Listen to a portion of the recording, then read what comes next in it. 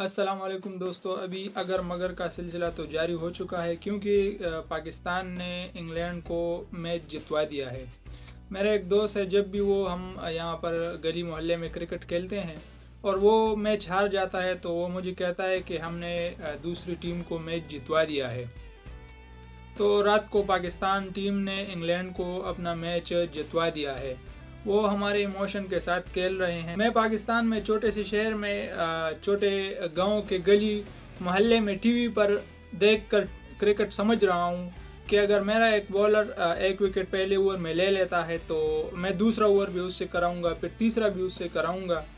लेकिन एक ऐसा आदमी जो पूरे मुल्क को रिप्रेजेंट कर रहा है, 20 करोड़ आवाम को रिप्रेजेंट कर रहा है, एक कंट्री है, एक फ्लैग है, उसको रिप्रेजेंट कर रहा है, वो ये नहीं जानता, वो ये स्ट्रेटजी नहीं अप्लाई करता, वो ये स्ट्रेटजी नहीं जानता, तो ये ऐसे कैसे हो सकता है। अहमद शहजाद की एक वीडियो में देख रहा था। अहमद शहजाद कह रहे थे कि जब हम क्रिकेट खेलते थे तो हमें इतना पता नहीं था, लेकिन अब जब मैं ये वीडियोस बना रहा हूँ, ये जो मैं क्राउड में बैठ गया हूँ, मैं जो पाकिस्तान क्रिकेट टीम का फ़ैन हो गया हूँ अभी मुझे एहसास हो रहा है कि क्रिकेट का फ़ैन होना कितना जो है मुश्किल काम है। पाकिस्तान टीम हमारे इमोशन के साथ खेल रही है, पाकिस्तानी अवाम के इमोशन के साथ खेल रही है, क्योंकि जिस तरह वो क्रिकेट खेल रहे हैं, अभी आप हाल ही में देख ले, ऑस्ट्रेलिया को हमने T20 होम सीरीज़ में हराया है। तो ऑस्ट्रेलिया ने वर्ल्ड कप में भी वही मरहला जो है बरकरार रखा है और पहले ही मरहले में T20 वर्ल्ड कप से वो बाहर हो गए हैं। तो अगर पाकिस्तान भी इस तरह ये सिलसिला जारी रखता, जिस तरह होम सीरीज़ में ऑस्ट्रेलिया को हराया है यहाँ पर, तो इसी तरह ये सिलसिला भी अगर पाकिस्तान जारी रखता तो हम कहते कि ये सही क्रिकेट खेल रहे हैं।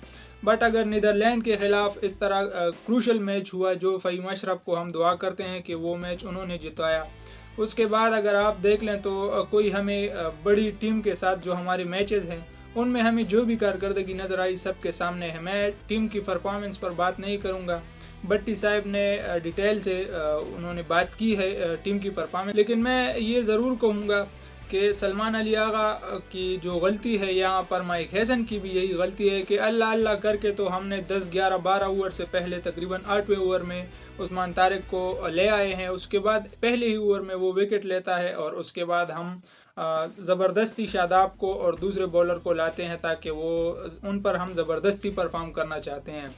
तो बाबर आजम 24 गेंदों पर 25 रन बनाते हैं। फरहान ने कारकर्दगी दिखाई है 37 गेंदों पर 50 रन, लेकिन उसके बाद वो जल्दी ही आउट हुए। तो जैसा कि भट्टी साहब कहते हैं कि ये अभी हमारे लिए ठीक नहीं है, क्योंकि 37 गेंदों पर अगर 50 बनाते हैं तो उसके बाद नेक्स्ट 50 जो है वो जल्दी उन्होंने बनानी चाहिए। अगर वो नहीं बनाते तो ये 37 गेंदों पर जो 50 रन है ये काबिल कबूल नहीं है।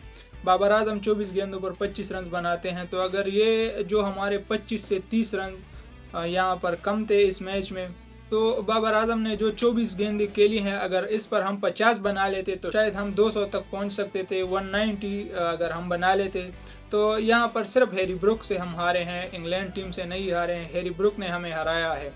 अगर आप उसकी बैटिंग देखते हैं तो 200 स्ट्राइक रेट से उन्होंने 100 किया है 50 गेंदों पर। लास्ट में नवाज़ ने जो 2 विकेट हासिल की है वो भी उनकी किस्मत थी। हमें लगा शायद यहाँ पर मोड़ बदल सकता है, लेकिन ऐसा नहीं हुआ। लास्ट ओवर के तीसरे गेंद पर चौका जो लगा उससे मैच हम हार गए। तो भाई साफ बात यह है कि ये हमारे इमोशन से खेल रहे हैं। हमारा इमोशन जो है इनको कुछ भी नहीं लगता। अगर हमारी तरह इनकी भी दिहाड़ी मिस हो जाती, अगर हम एक रोज़ काम पर नहीं जाते तो हमें उनके पैसे नहीं मिलते, तो अगर इनके साथ भी यही होता, सज़ा दी जाती, तो शायद ये हमारे साथ इस तरह नहीं खेलते। हमें बहुत डैमेज कर चुके हैं। इससे पहले इसी वर्ल्ड कप में ओमान का हम एक मैच देख रहे थे, तकरीबन 170-160 वो चेस कर रहे थे, तो उन्होंने बहुत खुशी से उस मैच में 120 रन बनाए और उन्हें वो शिकस्त हुई। तो इसी तरह लग रहा था कि ओमान पहली बार वर्ल्ड कप में आया है, वो एंजॉय कर रहा है। तो अगर पाकिस्तान भी इसी तरह एंजॉय कर रहा है तो फिर तो ठीक है, हमें कोई मसला नहीं है अगर वो एंजॉय कर रहे हैं। तो जैसा मैंने पहले कहा कि अगर मगर का सिलसिला जारी हो चुका है कि अगर न्यूजीलैंड शिकस्त खाए तो हम सेमीफाइनल में पहुंच सकते हैं, इंग्लैंड शिकस्त खाए तो हम सेमीफाइनल। तो इसी तरह ये सिलसिला कब से जारी है और कब तक जारी रहेगा। अब अगर सेमीफाइनल में भी हम पहुंच जाते हैं तो सेमीफाइनल में भी तो हम नामीबिया या नीदरलैंड या स्कॉटलैंड से तो नहीं लड़ेंगे ना, वहाँ पर भी तो हमें मजबूत टीम जो कि टॉप 8 से यहाँ पर निकलेंगे उनके साथ हमारा मैच होगा, तो वहाँ पर हम क्या करेंगे। अगर हमें नज़र आता कि वहाँ पर हम अपनी परफॉर्मेंस कर लेंगे तो ठीक है, वहाँ पर हम क्या करेंगे। पाकिस्तान टीम हमें बार बार डैमेज कर रही है। मैंने आपसे कहा कि यहाँ पर मुझे ये समझ आ रहा है कि मेरी स्ट्रेटजी क्या होनी चाहिए। तो सलमान अली आगा या जो कोच है माइक हैसन, उनकी स्ट्रेटजी क्यों गलत जा रही है, क्यों वो उस्मान तारिक को सही तरीके से यूज़ नहीं कर पा रहे या नहीं कर रहे। इसके अलावा शादाब साहब कह रहे हैं कि हमारे सीनियर्स ने कुछ नहीं किया, हमने तो फिर भी इंडिया को हराया है। तो अगर ऐसी बातें भी सामने आती हैं तो फिर तो हमारी तवक्कुआत टीम से बिल्कुल ही हट जाती हैं, क्योंकि एक परफॉर्मेंस ऐसी है। उसके बाद आज भी शादाब ने 30 रन खाए हैं, 31 रन खाए हैं। तो अगर उन्होंने बैटिंग में 10-12 गेंदों पर 22 रन बनाए हैं तो उनसे क्या फ़ायदा हमें मिला अगर वो 30 रन दे देते हैं 3 ओवर में बगैर विकेट के। आज चलो शाहीन की किस्मत अच्छी थी, बल्कि एक बात और भी मैं बता देता हूँ, शाहीन को 3 विकेट लेनी थी नंबर 1 फास्ट बॉलर के, तो उन्होंने 4 विकेट ले ली। तो ये तो मैं नहीं कहता कि उन्होंने अपने लिए किया है, उन्होंने टीम के लिए किया है, लेकिन पाकिस्तान टीम को, पाकिस्तानी अवाम को उसका क्या फ़ायदा हुआ, कुछ भी नहीं। उन्होंने 4 विकेट ले लिए, वो नंबर 1 फास्ट बॉलर बन गए। इंग्लैंड के खिलाफ उन्होंने 4 विकेट लिए हैं, वो नंबर 1 फास्ट बॉलर बन गए हैं। लेकिन पाकिस्तानी अवाम को, पाकिस्तानी कौम को जो नुकसान इनकी वजह से पहुँच चुका है वो डैमेज हो चुके हैं।